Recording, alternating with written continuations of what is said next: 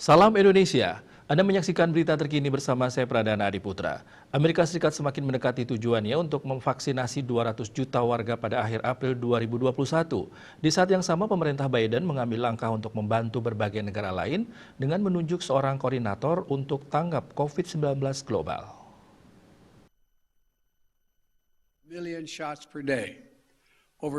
Presiden Joe Biden mengumumkan pada tanggal 19 April semua orang dewasa di AS berpeluang untuk mendapat vaksin 2 minggu lebih awal dari batas waktu semula, yaitu 1 Mei 2021. Vaksinasi dilakukan rata-rata 3 juta per hari, lebih dari 20 juta dosis seminggu. AS adalah negara pertama yang memberikan 150 juta vaksin dan negara pertama juga yang memvaksinasi sepenuhnya lebih dari 62 juta warga.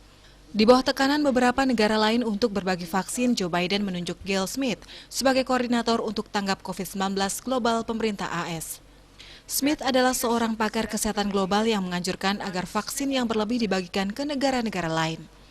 Sementara banyak negara berpenghasilan rendah dan menengah mulai melakukan inokulasi dengan vaksin buatan Tiongkok dan dosis yang berasal dari COVAX, mekanisme distribusi vaksin global yang diprakarsai PBB.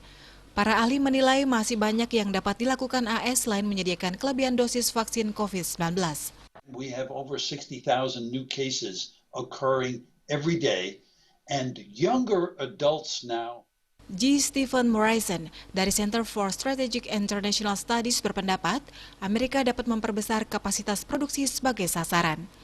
Amerika juga dapat menciptakan ketertiban dan transparansi ke pasar vaksin di seluruh dunia yang menurutnya tidak transparan, kacau, dan absen pertanggungjawabannya. Banyak warga Amerika yang semakin mengabaikan protokol kesehatan, termasuk ketika berlangsung pesta kemenangan kompetisi bola basket antar perguruan tinggi baru-baru ini. Menurut Gedung Putih, sekitar 40% orang dewasa di AS telah menerima paling sedikit 1 dosis vaksin, dan hampir 20% dari total penduduk Amerika telah divaksin secara penuh. Untuk mencegah penyebaran COVID-19, ingat pesan Ibu selalu terapkan 3M, wajib memakai masker, wajib mencuci tangan, dan wajib menjaga jarak, serta wajib menghindari kerumunan.